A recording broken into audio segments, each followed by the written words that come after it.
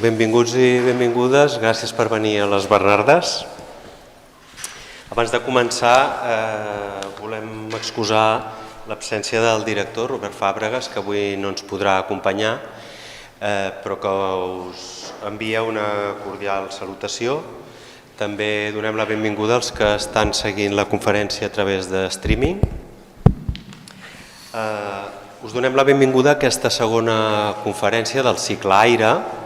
A la primera conferència que vam fer en el cicle va estar a càrrec de Genís Roca, que va parlar de la revolució necessària en relació a la intel·ligència artificial. La conferència d'avui està més lligada estrictament a les exposicions que tenim dedicades a la casa i concretament a una de les més notòries, com és la dedicada a Antonio López Torres i María Moreno, que l'obra dels quals es pot analitzar perfectament conjuntament perquè són molt relacionades. Per fer-ho hem comptat amb la presència del senyor Julio Vaquero, que ha tingut l'amabilitat d'acceptar la nostra invitació, tot i el curt temps en què li hem demanat que vingués. El senyor Julio Vaquero, que no m'hi veig aquí, un moment, és llicenciat en Belles Arts per la Facultat de Belles Arts de Barcelona, és habitualment convidat com a conferenciant a universitats i centres d'art, tant a escala nacional com internacional. Ha estat assessor del programa La meitat invisible de Televisió Espanyola en els capítols dedicats a Antonio López i Antoni Tàpies, així com assessor de continguts del programa Imprescindibles de la mateixa cadena. Actualment és jurat del Premi de Pintura Torres Garcia i del Premi Ciutat de Barcelona. Aquest any és professor convidat a la Facultat de Belles Arts de Pequín i compagina la seva tasca com a pintor i com a assessor de la Fundació Soriguer de Lleida. Quan vulguis. Gràcies, moltes gràcies, bona tarda. Normalment quan jo parlo de pintura ho faig en castellà, faré el possible per no cometre masses errors. L'obra d'Antonio López ha aixecat un interès des de fa molt de temps, però no és un interès que ha existit sempre. Durant molt de temps, sense que la gent potser sigui massa conscient, l'obra d'Antonio López estava una mica apartada, una mica proscrita dins del món de l'art perquè es va desenvolupar en un moment molt específic, sobretot a Europa i especialment a Espanya, en el que la figuració i el realisme estaven denostats, era una pràctica artística que molts especialistes consideraven que estava superada i que no tenia sentit seguir. L'Antonio López és un cas especial que va arrossegar molts pintors darrere d'ell perquè va fer alguna cosa absolutament innovador i essencial. I amb això el que vull posar l'èmfasi és per què és important l'Antonio López. Jo he anat a multitud de conferències al voltant de l'obra de l'Antonio i sempre trobo el mateix. Normalment es fa una aproximació historicista o que atén a la part més anecdòtica del moviment.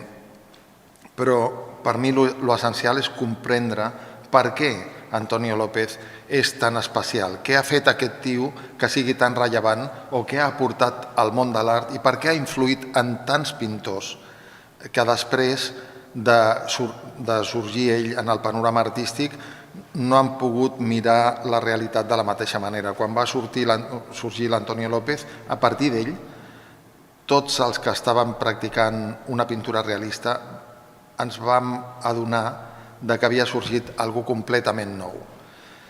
I això va passar en un moment en el que fer això era especialment difícil. Antonio va créixer després de la Guerra Civil Espanyola, i quan ell era jove ja el país començava a despertar l'interès per l'art. Espanya, que havia fet coses més o menys notables en algun camp, era un país culturalment molt, molt pobre. I el primer contacte amb l'art abstracte i les vanguardies va començar a passar al final dels 50, principis dels 60. En aquell entorn, l'Antonio López era un jove que va anar a l'Escola de Belles Arts de Madrid, provinent d'un poble molt petit on quasi bé tothom era agricultor o era pagès. No hi havia quasi bé cap informació al voltant de l'art, de la pintura, i hi havia molts pocs exemples. I en aquell entorn tan pobre va sortir un cas com el seu. Per fer-se una idea del que suposava fer la tasca de l'Antonio en el seu temps, tenim de rememorar les primeres reaccions que van haver-hi a Madrid, al món cultural, quan van sorgir les primeres pintures realistes. En aquell moment estava triomfant el Millares, hi havia molts pintors que havien anat a l'Escola de París, havien sigut influïts com Borés, Feito, els abstractes com Zobel, com Gustavo Torner. Tots aquests senyors, que llavors tenien 35-40 anys, eren tios que feien pintura abstracta per reflexe de la influència del sorgiment del realisme, de l'expressionisme abstracte nord-americà. Quan Antonio va sorgir dins del món de l'art, ell va rebre molts atacs de molta gent que rebutjava aquella manera de fer, perquè es considerava que els abstractes eren els que estaven en el camí de la veritat. I l'Antonio era un cas que molta gent no acceptava. Una de les primeres exposicions de l'Antonio López a Madrid va rebre una crítica anònima o amb un pseudònim en un important diari de Madrid, firmat com El Negro, que deia que la pintura d'Antonio López era una pintura franquista. Això a l'Antonio li va fer molt de mal perquè era una cosa que estava completament allunyada de la seva visió. Darrere d'aquest pseudònim estava Manolo Millares, un informalista que no tolerava que aparegués un cas com el seu. El que fa Antonio, també vist des de Barcelona, s'ha de valorar pensant en el moment que es vivia també a Barcelona, on triomfava Antoni Tàpies, que era un pintor meravellós, un pintor amb una influència internacional molt important, però que s'havia convertit en una visió quasi bé canònica dins del panorama artístic. I jo me'n recordo molt bé que quan estava a l'Escola de Belles Arts, parlar de tota aquesta pintura que a mi m'interessava molt i que pensava que tenia una raó de ser, doncs era una cosa molt arriscada, perquè inclús els nostres professors no ho veien massa bé que ens interesséssim per aquests pintors. Solament hi havia un figuratiu que era tolerat en aquell moment, que era Francis Bacon, que va fer una aportació meravellosa, innegable, d'una gran estètica, però dins de la figuració. Potser era l'únic cas que es tolerava. Però perquè us féssiu una idea, avui que aquesta tarda ha vingut a acompanyar-nos un dels meus companys de Belles Arts, Mauricio Rubio, un escultor que viu aquí a Girona, nosaltres vam viure una cosa que no sé si el Mauricio se'n recordarà, però que és absolutament real i que ara, dita ara, sembla una mica com increïble, però va ser així. Quan nosaltres vàrem entrar a la Facultat de Belles Arts, les sales, els corredors de la universitat estaven plens de l'obra pictòrica dels tios, dels professors que havien sigut, alguns havien tingut un recorregut bastant digne dins del món professional de la pintura, a més de ser professors, i els seus quadros estaven penjats dels corredors de la universitat, i nosaltres els miràvem com l'obra dels nostres mestres, dels professors que sabien molt més que nosaltres. Jo no sé què pensaria jo si els veiés ara mateix, però llavors a mi em semblaven que eren uns quadres molt nobles i molt ben pintats. Doncs aquells quadres es van tenir de retirar durant el primer curs, que se'n deia preparatori, no era el primer curs, perquè els van tallar amb ganivets, amb cúters. Perquè hi havia una part dels nostres companys que van pensar que fer una obra com aquella era algo com sacríleg i que no es podia tolerar. Això dit ara, sembla que no pugui ser en aquesta Barcelona que sempre presumeix de modernitat, però això va ser així i ho vam viure nosaltres. I a partir d'aquesta idea podem pensar el que va suposar que aparegués un pintor com l'Antonio, que com en el cas de les peces que ens envolten, va començar a mirar la realitat d'aquesta manera.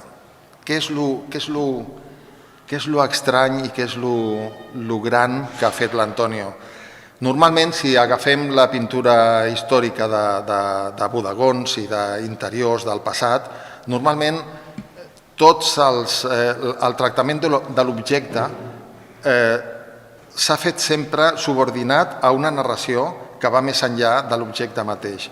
Normalment els quadres històrics del segle XIX, aquestes grans pintures que es feien per narrar un fet històric qualsevol, estava feta per pintors que tècnicament eren boníssims. Al segle XIX es va pintar molt bé. Hi havia grans pintors capaços de recrear la realitat d'una manera molt eficaç. Però sempre tots aquests objectes, tots aquests interiors, estaven fets com l'entorn per explicar un altre fet. De sobte surt l'Antonio i comença a fer composicions que solament hi ha l'espai i els petits objectes molt modestos que podem trobar en qualsevol casa espanyola d'aquells anys, i ell els engrandeix perquè comença a enfocar-los amb una honestitat absoluta, sense utilitzar cap subterfugi ni cap rasg estilístic.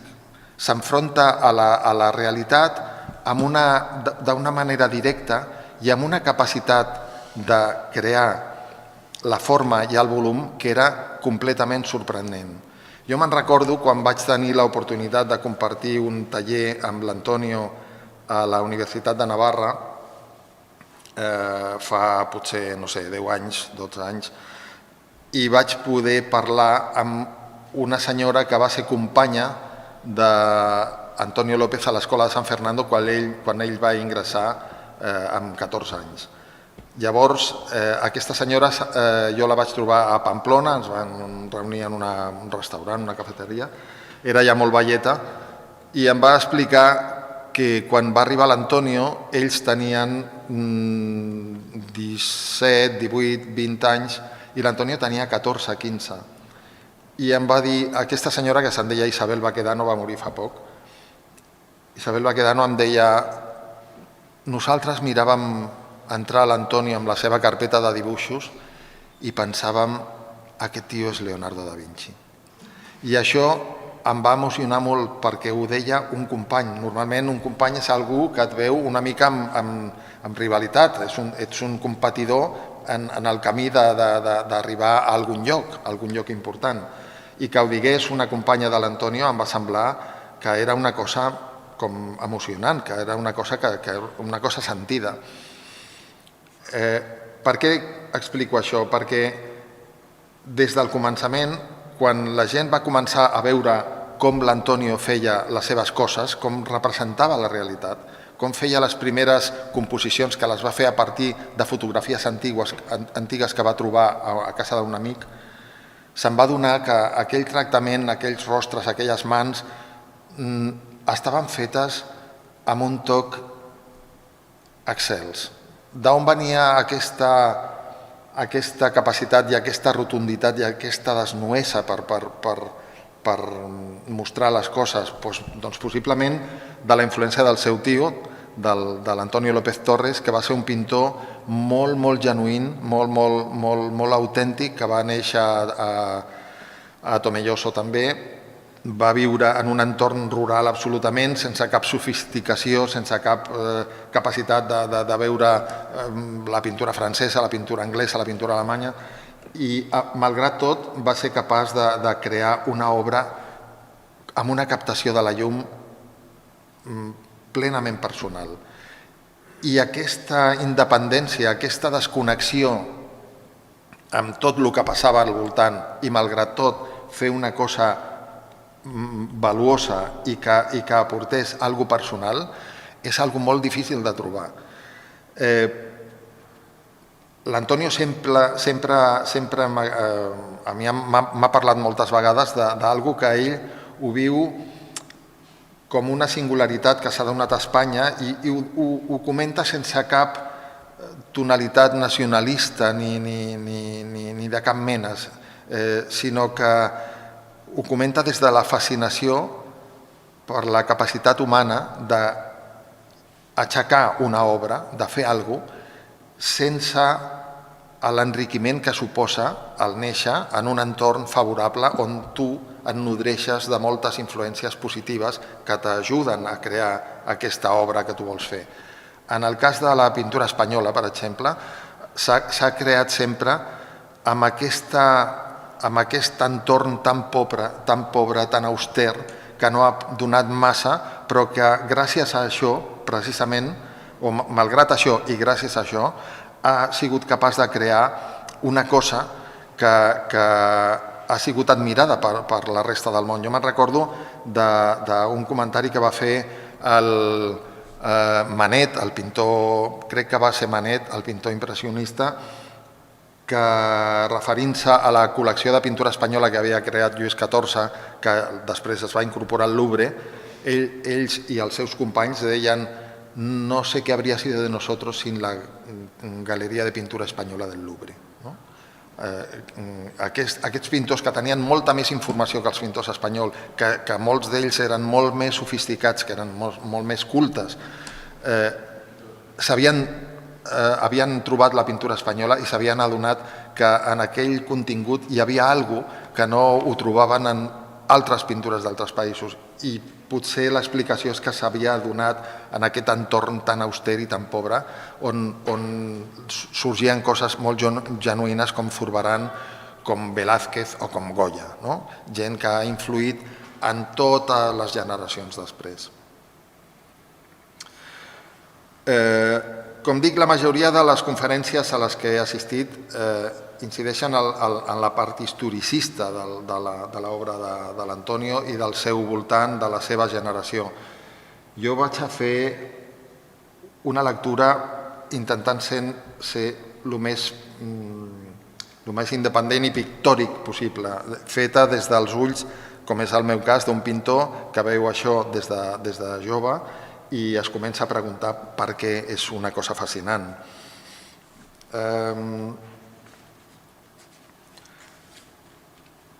En l'Antonio es dona aquest factor de l'interès per l'objecte i l'entorn, per al valor mateix de les coses, per la grandesa que pot tenir la cosa més simple i humil, i també per la manera en com ell comença a abordar la creació d'aquesta realitat.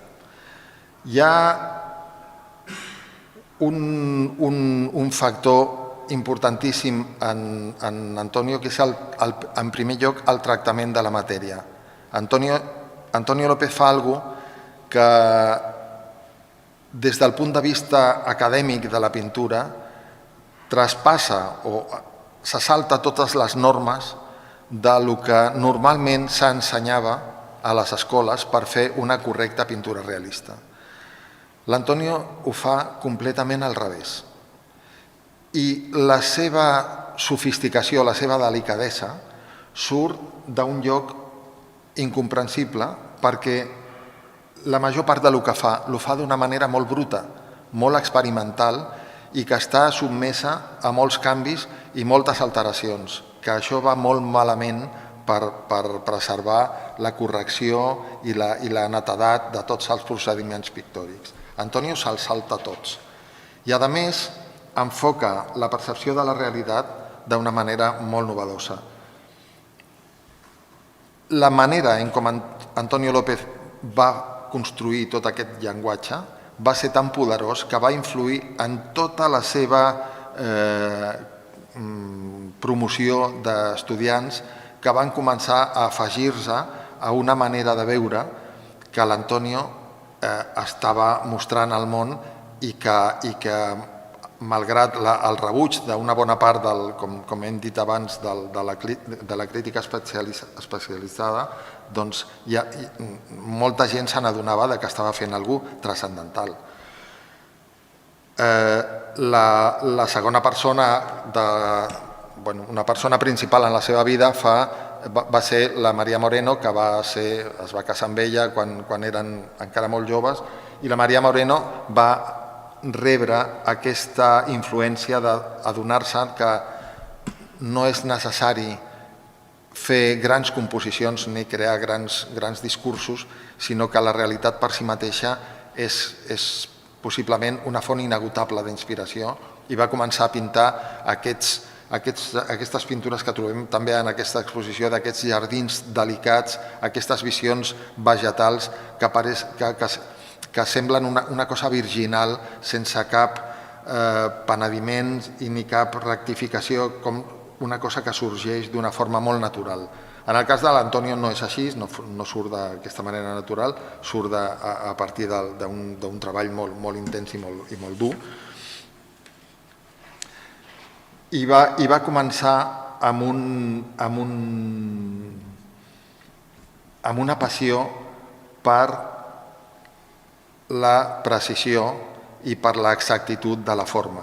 Quan veus les peces aquí, normalment les peces que tenim són peces on l'objecte està subordinat a l'ambient, però quan agafes les peces que va fer de natura morta, de bodegons, d'estudis de lo real, sobretot en el grup de dibuixos que va fer entre els anys 68 i 78, que és una dècada que va fer un conjunt de dibuixos que encara no s'ha igualat al món. Quan va començar a fer això, va demostrar una capacitat de crear la forma que mai cap pintor ho havia aconseguit fer, amb una netedat de color que no era herència de la fotografia, sinó que captava l'experiència real d'estar enfront de l'objecte. S'ha de dir que quan l'Antonio tenia més o menys al voltant de l'any, crec que va ser l'any 65, li van dedicar una exposició a Nova York, i a Nova York, que va començar l'interès per l'obra de l'Antonio, a Nova York va mostrar les seves peces en un ambient, en una atmosfera que era molt diferent de la que havia a Europa. Als Estats Units, a diferència d'Europa, els realistes estaven considerats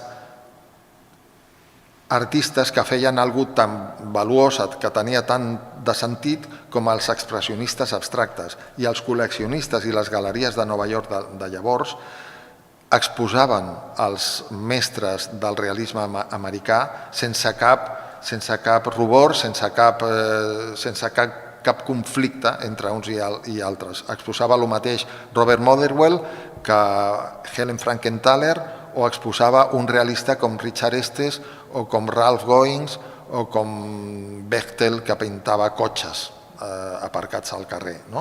I això, aquesta plasticitat dels col·leccionistes que acceptaven tant,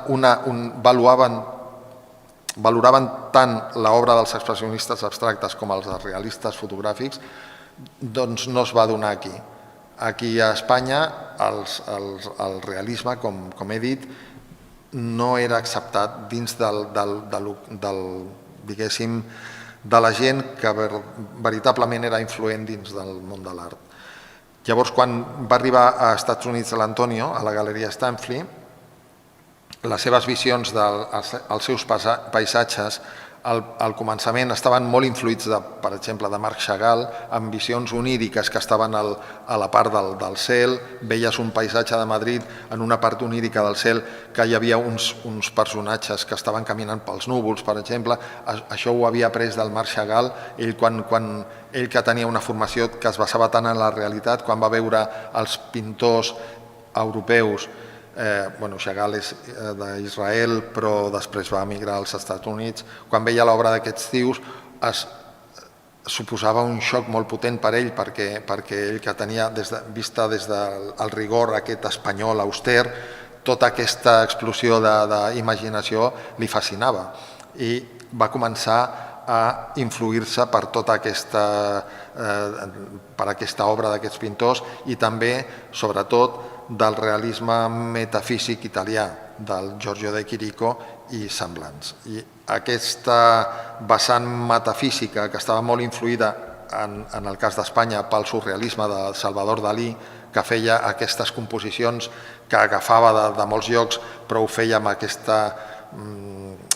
talent, amb aquesta resolució tan brillant, també va ser una influència molt poderosa sobre la seva obra. Però ell, sobretot, incorporava parts d'aquests moviments, d'aquestes visions surrealistes, però no va perdre mai la seva fidelitat a la realitat. Quan va exposar a Nova York, va començar a mostrar sobretot aquests interiors tan nus, tan rotunds, tan austers, normalment enfocats de forma frontal,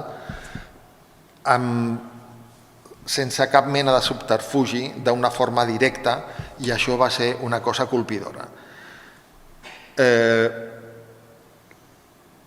La major part dels pintors a Espanya que van començar a veure el que feia l'Antonio López van començar a imitar-ho.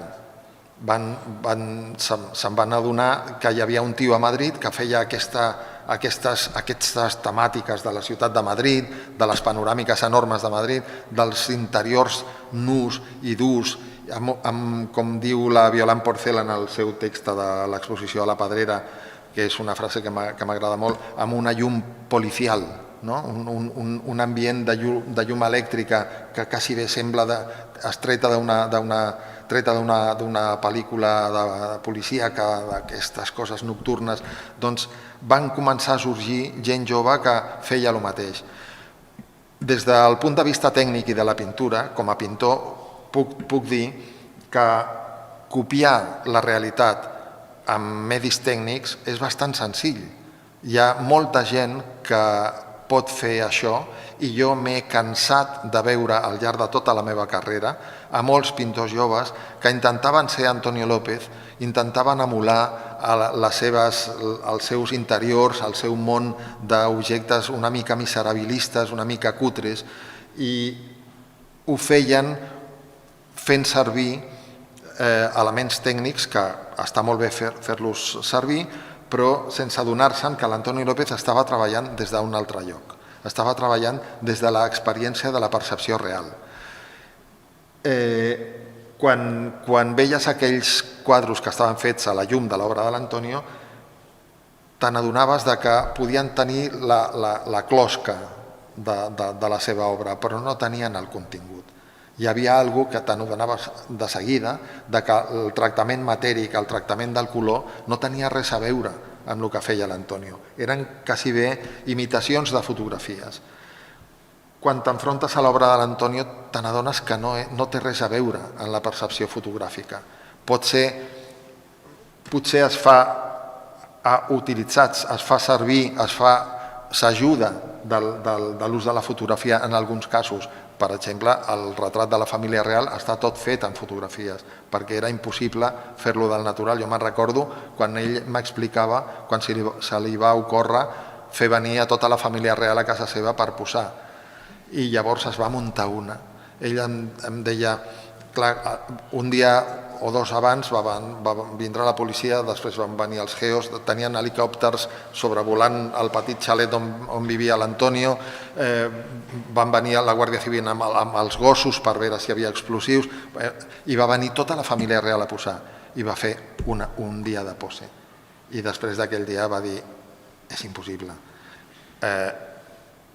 A partir de llavors va començar a treballar en fotografies i va estar al voltant de 25 anys, crec que va estar donant-li voltes al retrat de la família real, i tota la família estava molt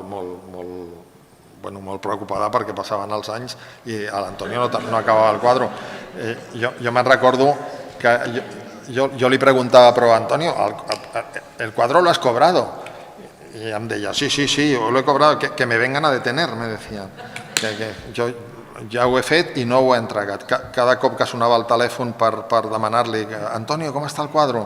Ell es posava malalt perquè l'Antonio comença una cosa, es llença de ple en el començament d'una obra i potser al cap d'un mes i mig la deixa. I la deixa aparcada i passen 2 anys. I en 2 anys no la torna a tocar de nou i això ho fa amb moltíssimes obres a la vegada. I jo crec que ara mateix deu tenir com 100 o 150 obres començades i totes unes estan començades de molt poquet, unes altres estan més avançades. Hi ha algunes peces de les que tenim al voltant que, malgrat estar solament començades, són meravelloses, són d'una suggerència com màgica, i hi ha unes altres, com en el cas d'aquest primer tan oscur, que està molt més solament començat, té 4 taques i ja està. Quan camines per casa seva, te n'adones que el seu realisme és una experiència de vida. És algo en el que ella submergeix i viu aquesta aventura en plenitud. Si estiguéssiu a casa seva, veuríeu alguna que a mi, quan ho vaig veure per primer cop, jo li vaig tornar a casa i li explicava a Maria Lluïsa, a la meva dona, Maria Lluïsa, és que no t'ho creuràs, però estàs al menjador i estàs assegut al menjador, que és aquesta taula que està en aquesta escultura i que surt en aquest quadre, on està asseguda la Maria, i tota la casa on ells viuen està plena de línies que passen, trobes una línia verda, un verd horrorós, que va pel terra, puja per la cadira, puja per la taula, si hi ha un llibre passa per sobre del llibre, un got, una ampolla, el que sigui, un florer, està tot ple de signes, d'anotacions del pas de les ombres, de la llum. No té cap rubor en agafar un pincell i passar per damunt d'un mirall, un mirall en el que tu et mires, vols veure't, i hi ha unes línies verdes, blanques, que creuen que està tot tacat de pintura per tots llocs. La Maria, la seva filla, em deia, clar, va començar a pintar la nevera, van tenir de conservar la nevera com era, la van tenir de treure, guardar-la en un lloc i van tenir de comprar una altra per fer-la servir per viure a la casa, però la nevera que havia començat a pintar no es podia tocar. Llavors cada cop que la agafava de nou la teníem de posar al seu lloc, treure la nevera de casa, posar la nevera, i això és absolutament real en el cas de l'Antonio. Però, com dic, la màgia, que no es pot transmetre en paraules, com a pintor jo la puc sentir i la puc entendre i puc explicar certs aspectes, però no és fàcil explicar-ho en paraules per què les peces de l'Antonio estan... què té d'especial o d'extraordinari la seva pintura. Per fer-ho, he portat aquest llibre que va editar Planeta, un llibre molt gran, que és una edició limitada que ara està esgotada. Aquest es diu, crec que Planeta ha fet 2 com aquest, aquest es diu Cuerpos y Flores, i el text és una conversa entre l'Antonio i jo, i Planeta em va demanar un escrit que jo vaig fer per explicar l'obra de l'Antonio i que amb el vostre permís llegiré perquè crec que explica bastant bé la manera de treballar d'ell.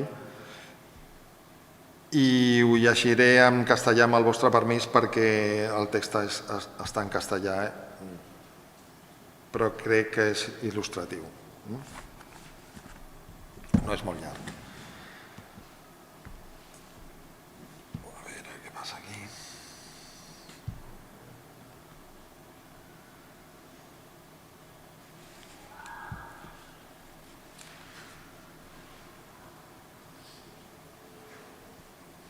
No sé què passa amb l'iPad. Vale.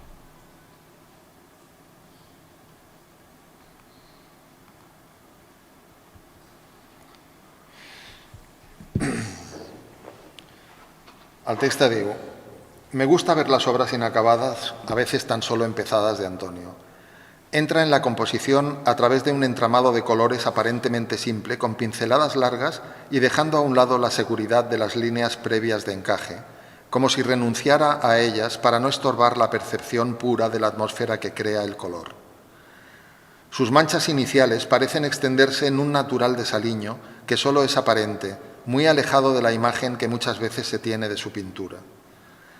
Con el paso de las sesiones, esa trama de pinceladas se va haciendo más y más densa mientras se ciñe a las marcas, señales y anotaciones de medidas que Antonio hace sobre el plano del cuadro para situar y completar la descripción de la forma. Sus paisajes empiezan con amplias manchas de color muy plano, sin arrepentimientos, con mezclas tonales muy puras, como rehuyendo matizarlas en exceso con la intención de ennoblecerlas, o como si esa limpieza quisiera sacar de la pintura el peso de la tradición y de la historia y la acercara más a la impresión inmediata, emocional. Lo mismo pasa con sus últimas pinturas de cuerpos de hombres y mujeres. Las figuras se reparten sobre el espacio plano, recortándose sobre el fondo blanco, juntando a veces en una misma escena diferentes enfoques y momentos de un mismo cuerpo. A menudo las formas anatómicas están resueltas con manchas gestuales de gran simpleza muy eficaces, que se alternan con partes más construidas o detalles cargados de visión analítica. La atmósfera carece de dramatismo y nos transmite que la luz que alumbra el mundo es un proceso en circulación y movimiento constante, y que la pintura es un medio que nos acerca a experimentarla. A diferencia de sus trabajos pasados en los que concentraba la atención en el objeto intentando penetrar todos sus pormenores de forma extremadamente sensible, ahora se tiene la sensación de que se está ante una narración, tal vez impregnada de un cierto lirismo, pero no exenta de crudeza, grave, pero no pesimista, sino luminosa. Cuando te paseas por las salas silenciosas donde Antonio trabaja, rodeado de dibujos, fragmentos de esculturas, jarrones y composiciones de flores ya marchitas, comprendes que su trabajo se desarrolla sin interrupción, enfocándose sobre cualquier detalle o aspecto del mundo que le rodea como parte de esa narración global, y en medio de ella sientes la emoción de ver cómo se desentraña la forma, cómo surge esa creación extraída de la maraña de la vida. Cuando comparo su obra con la de los artistas figurativos del siglo XX, siempre me parece que los colores y los planteamientos de Antonio devienen más limpios, más modernos. No conozco a otros pintores que se lancen a interpretar el mundo con esa voluntad de despojarse casi por completo de todo planteamiento estilístico. Su color, sus composiciones tan desnudas, parecen eliminar esa antesala de la percepción, ese filtro que conocemos como pictórico y nos conecta de forma más directa con la materialidad de las cosas. Cuando nosotros vemos estas composicions, quan nosaltres veiem aquestes composicions on veiem aquestes taques de color que es reparteixen sobre el suport, pensem que està fet a partir d'un esquema molt ben construït, amb una cosa prefeta, amb una construcció que des del començament tu saps com té de ser. En el cas de l'Antonio no és així. Jo he estat al costat d'ell quan va començar les pintures que està fent a Barcelona, a un parell de llocs de Barcelona que va sortir pel país, que Antonio López comença un paisatge a Barcelona. Si el veus començar, és una cosa bastant estranya, perquè comença donant copets de color sobre la tela blanca i ho fa amb uns gestos que molts pintors tenen una capacitat, una gestualitat molt més elegant, sembla amb molt més domini. Antonio dona la sensació de que no té massa domini, però el que té és una visió excepcional. Comença a donar aquestes taques de color que sembla un color com molt innocent, molt poc matitzat, molt poc barrejat, és com un color molt pur, i comença a omplir tota la superfície del quadre d'aquesta manera.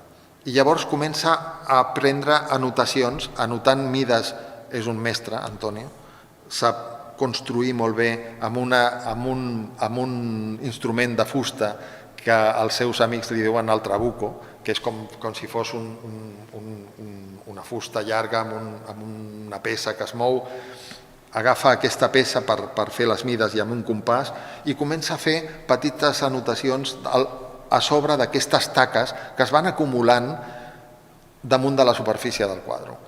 Quan aquestes taques tu les vas veient creixer, veus que cada cop es fan més concretes, més petites i més precises.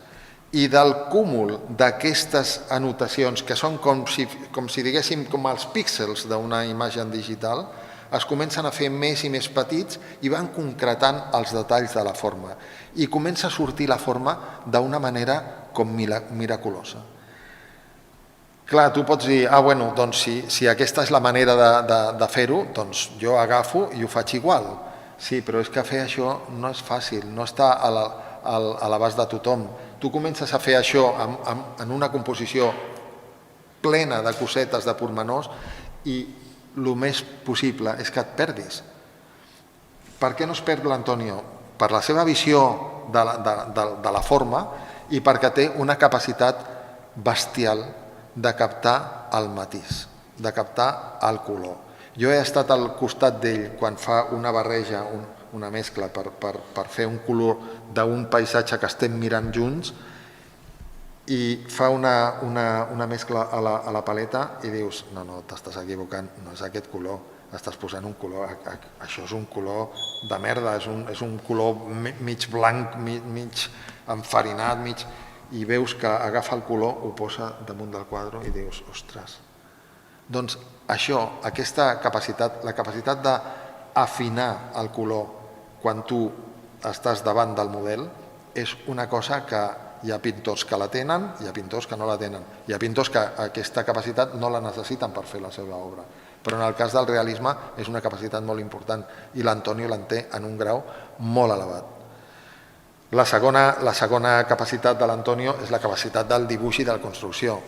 Antonio ha fet, com he dit abans, ha fet el conjunt de dibuixos més deslumbrant que pots trobar en la carrera d'un artista i ell ho va fer, sobretot, com he dit, entre els anys 65-68 fins als 78.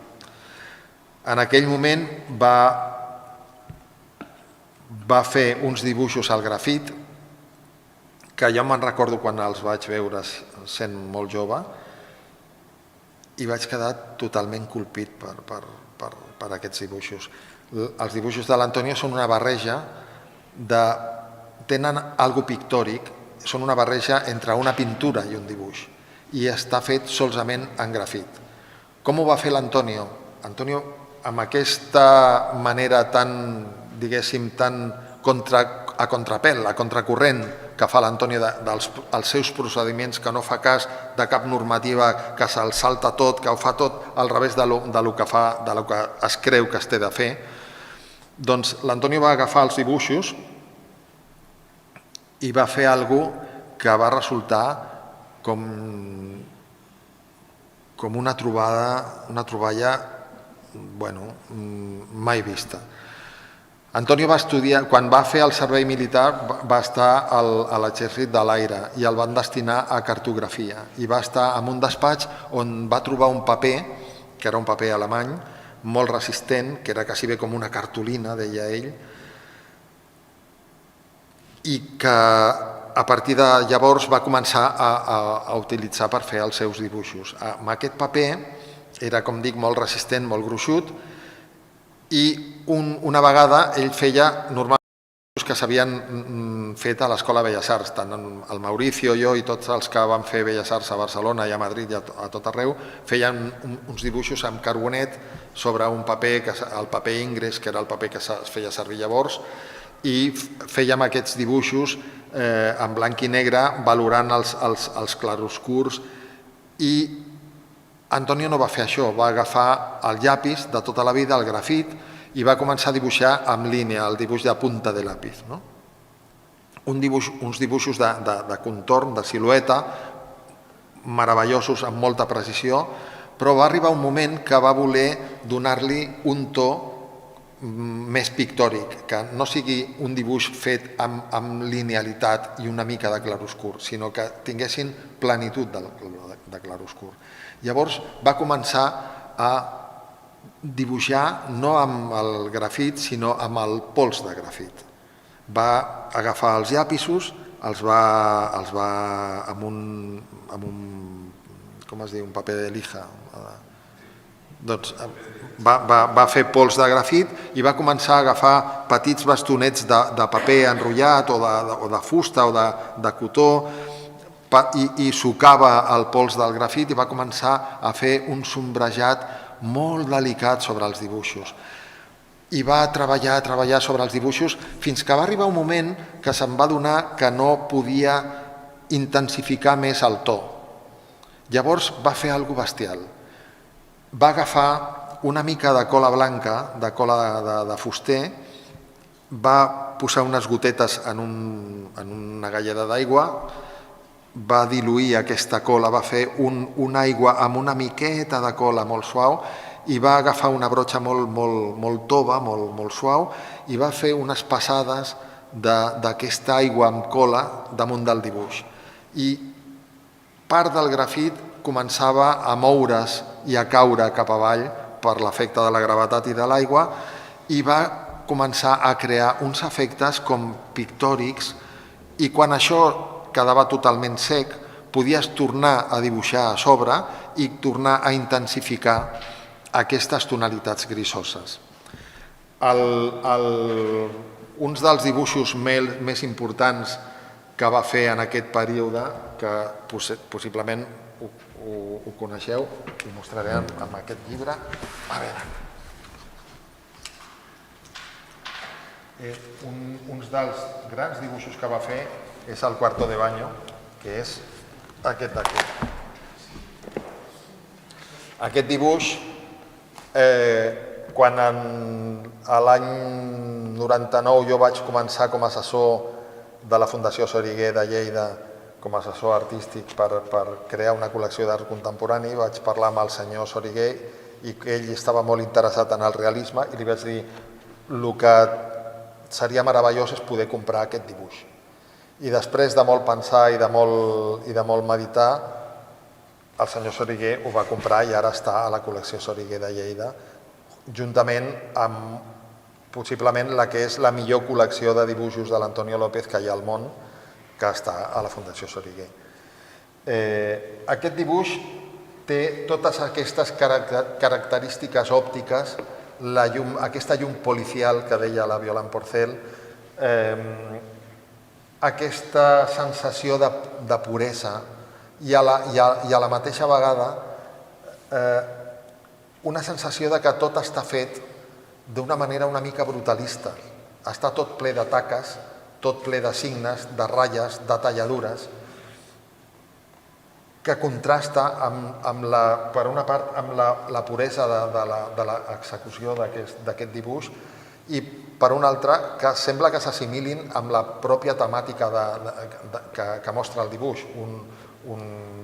Un quarto de bany que està més ben bé brut, amb restes de cosetes pel terra, que no està massa cuidat, que està una mica deteriorat. Hi havia, com deia, en aquest moment en què molts pintors d'Espanya van començar a imitar la manera de fer de López, trobaves a les exposicions molts artistes realistes que feien un quadre que tenia uns xorratons de color i una cosa miserabilista que era la imitació, els ecos del treball de l'Antonio, que volien acostar-se, però clar, solament estaven copiant la closca de tot això. Tot això, en el cas de l'Antonio, obeïa a una manera de treballar.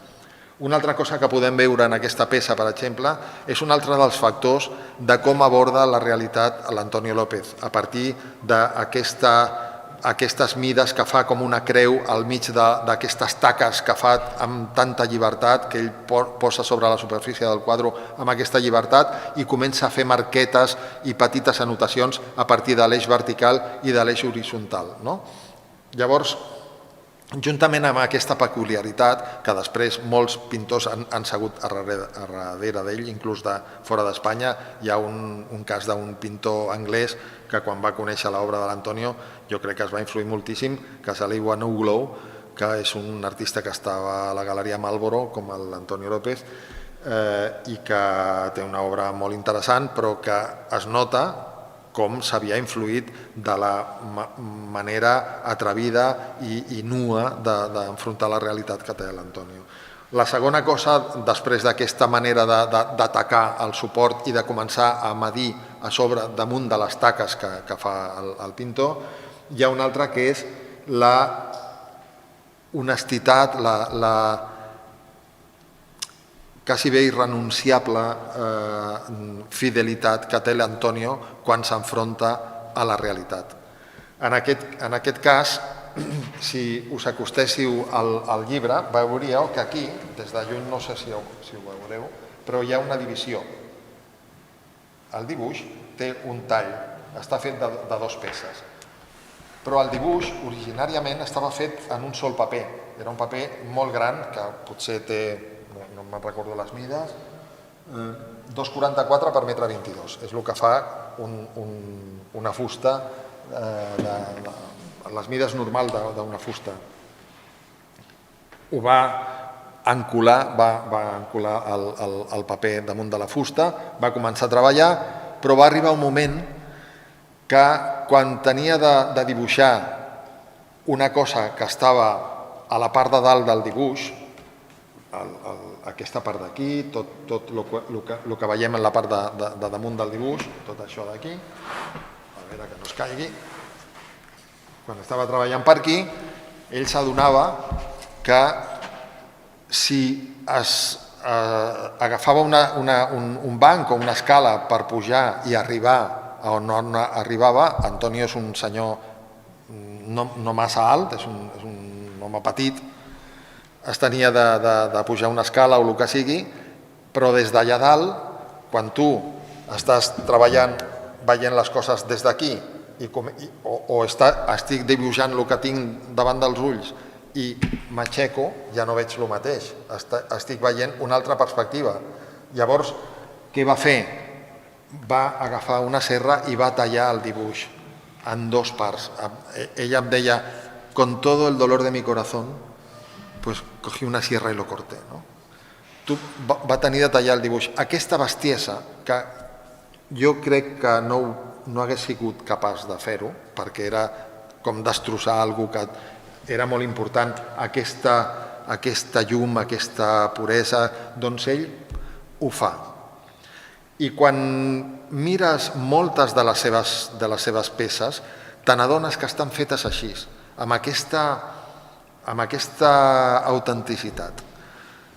Un altre factor que té l'Antonio quan fa les composicions és aquest factor òptic que veiem sobretot en la peça que està al costat de la porta. Aquesta peça blanca que té aquesta anamorfosis que sembla fet a partir del que en fotografia es diu un ojo de pez, un ull de peix. Doncs això és un fet natural que quan ho vaig començar a veure a l'Antonio vaig dir, no, clar, si és que és veritat, és així. Quan tu estàs copiant la realitat,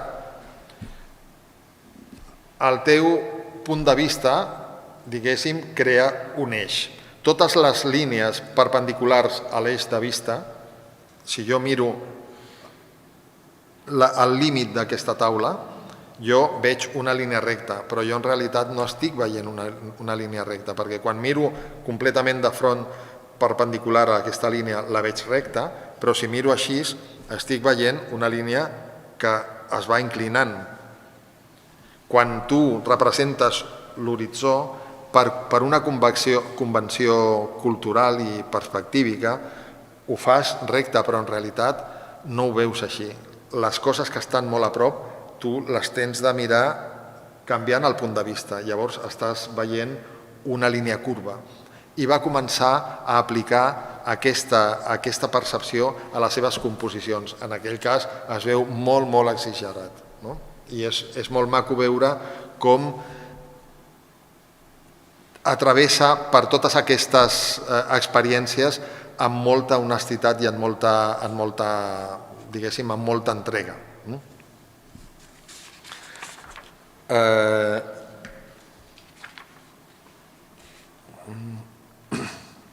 Quan va fer aquest conjunt de dibuixos, va portar els primers a aquesta exposició a la Galeria Stanford de Nova York l'any 65. L'efecte que va tenir en el públic de Nova York va ser tan gran que va haver-hi una parella que era la Joan i el Lester Avnet que tenien una col·lecció de dibuixos molt important. Van comprar una peça de l'Antonio que es va mostrar a l'exposició de la Pedrera de l'any passat o fa 2 anys i que va acabar a la col·lecció del MoMA. Quan va vindre a la Pedrera hi havia una sala que era el conjunt de dibuixos de la col·lecció Soriguer juntament amb un que venia d'Alemanya i el que venia del MoMA de Nova York. Va ser tanta la repercussió que va acabar al museu més prestigiós del moment. Aquell dibuix que va vendre era, crec recordar que se'n deia Salida de l'Estudio. Era 2 portes, que era la sortida de l'estudi. Una temàtica que en el cas de l'Antonio és recurrent. Els dibuixos d'aquest període són dibuixos que mostren sobretot el problema dels entorns buits sense vida, però sobretot és l'efecte de la llum quan es troba amb el forat de les portes. En el cas del cuarto de baño també és així. La llum està dins del cuarto de baño i surt des de dins. En quasi bé tots els dibuixos hi ha aquesta fascinació per al tall que suposa dins del pla una porta. I aquesta fascinació la trobem també en molts d'aquestes composicions que recorre els ambients de casa seva. Jo personalment he estat en aquests espais i us puc assegurar que, com us he explicat abans, són tal qual ho esteu veient, tot ple de línies, de marques, de senyals, i que són els espais de la seva vida. Antonio els representa com si no posessi cap signe estilístic damunt del que ens està explicant. Hi ha un d'aquestes pintures que és l'Antonio assegut a la tassa del vàter, fent el que ningú de nosaltres vol mostrar a ningú. I ell mostra això, però no ho mostra posant l'èmfasis en lo miserable o lo cutre, com moltes vegades fa el cinema. Ho fa com amb una mirada neta i honesta, mostrant el que la nostra vida és. El mateix va passar quan va començar a fer les seves pintures eròtiques, en el que hi ha cossos d'homes i de dones fent l'amor o en actituds sexuals, una cosa que va començar a fer ja quan ja tenia 80 anys i que és sorprenent dins de l'obra d'un pintor. Jo mai l'havia vist i l'Antonio ho ha fet, però ho ha fet sempre amb aquesta dignitat natural que té l'Antonio. Quan fa les escenes de la seva dona ja molt velleta, molt malalta, no posa l'èmfasis com en les pintures del Sorolla de la triste herència. Hi ha una pintura que és un nen que va amb unes crosses a la platja acompanyat d'un sacerdot. Tot està envoltat de religió, de compassió. En el cas de l'Antonio potser no hi ha una compassió, però tot traspua la meravella, ara no em surt la paraula en català, l'asombro, no? Amb la bellesa de la vida, de lo natural, no? I aquesta reverència per aquesta bellesa, diguéssim que lliura la pintura de tota resta de negativitat o d'obscuritat. Normalment, com deia en el text que he llegit, normalment quan el pintor pinta els objectes o pinta els ambients, els hi dona, com en el cas de Chardin, com en el cas de Cézanne inclús, o els hi dona una simbologia, una ideologia, una pàtina d'algú estilístic, o els hi dona una intenció com de pictoricista. I en el cas de l'Antonio sembla que la seva pintura es despulli de tot això i representi les coses amb la naturalitat de lo real, no? I aquesta lluminositat és el que crec que ha fet que l'Antonio faci una cosa tan universal i que ha commogut a tanta gent. M'estic passant una mica del temps, penso, però no sé si potser hi ha alguna persona que voldria fer algun comentari o voldria saber alguna cosa en concret de l'obra de l'Antonio que vulgui explicar. Jo puc parlar de l'obra de l'Antonio molt més temps perquè la conec de fa molt de temps i en fi, podem... Hi ha un altre...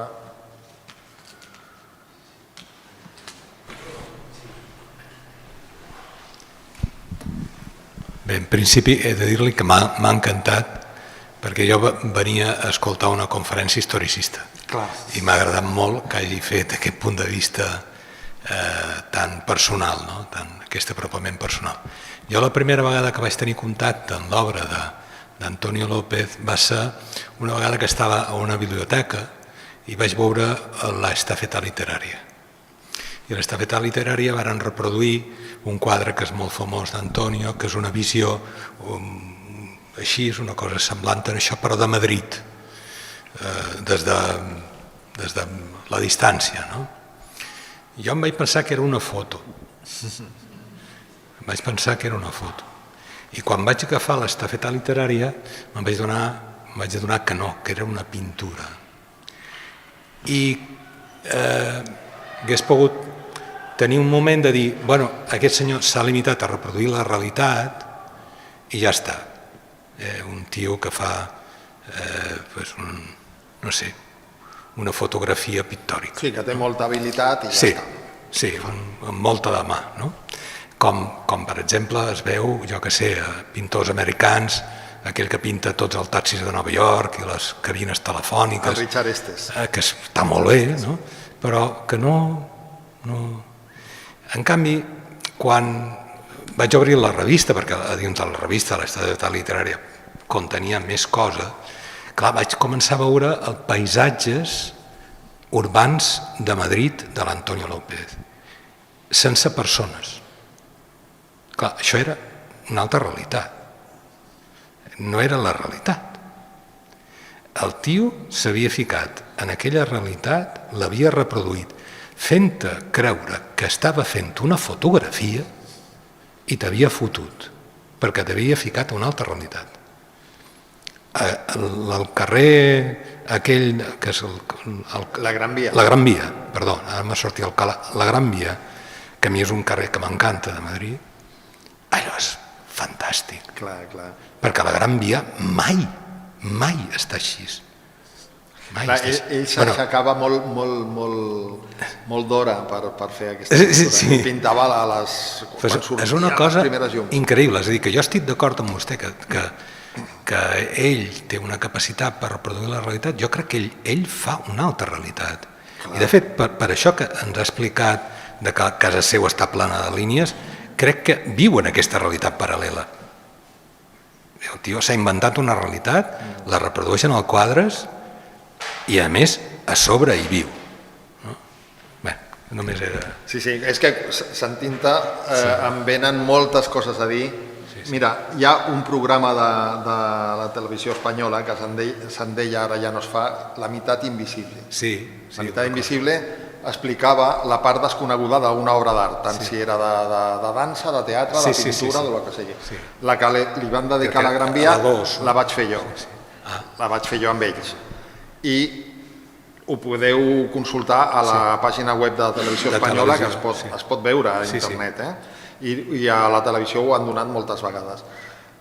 I l'Antonio explica en aquest programa una cosa que m'havia explicat a mi, que és molt maco. Ell va pintar la Gran Via perquè l'Enrique Gran, que és un... Si heu vist el documental El sol del membrillo, surt un tio que és molt graciós, que és l'Enrique Gran, que li va dir en un moment: Antonio, tienes que pintar la Gran Via por la mañana. I li va dir una frase que em va encantar. Li va dir: es real como la enfermedad. Como la enfermedad. I Antonio, amb aquesta frase al cap, va començar a llevar-se molt d'hora per posar-se a la Gran Via quan encara no hi havia gent, no hi havia vida, i veure les primeres llums. Per això tot el quadre és com una mica com platejat, és com grisós platejat, té una llum estranya.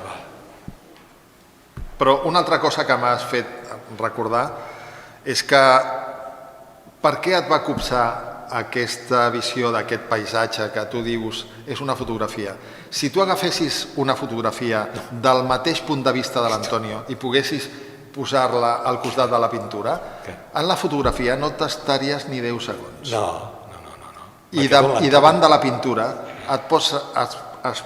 podries estar 3 dies. Et vaig explicar una cosa que jo vaig viure amb la dona que està asseguda darrere teu, que és la meva dona. Quan nosaltres érem molt joves, ens vàrem anar a Madrid a veure a casa de l'Antonio. Antonio llavors estava preparant-se per entregar les seves darreres obres per la Europàlia de Brussel·les. L'Europàlia era com una espècie d'exposició universal que s'havien inventat i que a l'estat espanyol portava els millors pintors que tenia. Llavors eren el Tàpies, Miró i Antonio López. Era un moment molt important. El tio estava treballant, com fa sempre, totes les hores del dia, i llavors encara més perquè tenia d'entregar les peces. Doncs el tio ens va rebre i ens vam quedar en el seu estudi, vam arribar a mitja tarda fins que es va fer fosc, era l'estiu. Es feia fosc tard, o sigui, va estar bastanta estona amb nosaltres. I mentre nosaltres parlàvem amb l'Antonio en un dels estudis que té, a la paret hi estava posat el quadre que possiblement és el que tu vas veure en aquesta fotografia, que era el Madrid Sur. Sí, Madrid Sur. És, per mi, el meu preferit de tots els paisatges urbans de Madrid. És el Madrid Sur. Doncs estàvem al seu estudi i estava posat el Madrid Sur en la paret, que ho tenia ja no sé per què. No sé si és que encara no s'havia venut o no sé per què. I jo recordo que estava parlant amb l'Antonio, jo tindria 30 anys, i anava parlant amb ell i anava fent ullades al Madrid Sur que s'anava quedant sense llum. I és com si la tarda caigués sobre el paisatge de la pintura. I era una cosa acollonant, perquè aquell quadre que ja quasi bé no es veia amb la penombra de l'estudi, continuava tenint força. Les taulades de les cases tenien volum, eren poderoses, eren volumètriques, tenien aquest poder. Un altre cop que em va passar el mateix, estava pintant el Madrid des de la Torre de Bomberos de Vallecas, que és molt semblant a aquest plantejament, però molt més gran. En el quadre que està a l'Assemblea de Madrid, a la part esquerra hi ha aquests edificis de color vermell, vermellosos, de color ladrillo. Són molt més grans, es veuen molt més. I recordo que estava desmuntat perquè està fet, el de l'assemblea està fet per peces.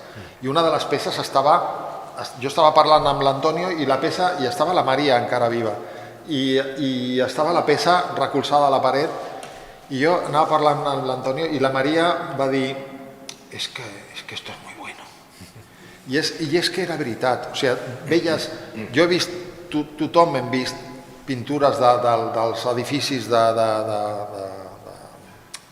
d'obra de color vermellós i hem vist mil vegades pintades, sí, però veies aquell color vermell i aquell color tenia llum. Allà hi havia llum, no sé com, però hi havia llum. I això per què passa? Per lo que deia abans, per la capacitat que té l'Antonio de posar-se davant de lo real i dir, aquest color és aquest. Això és un talent que pots tenir-lo o no. Potser ets un gran pintor, però potser no tens aquest talent. Ell ho té. Passa per això.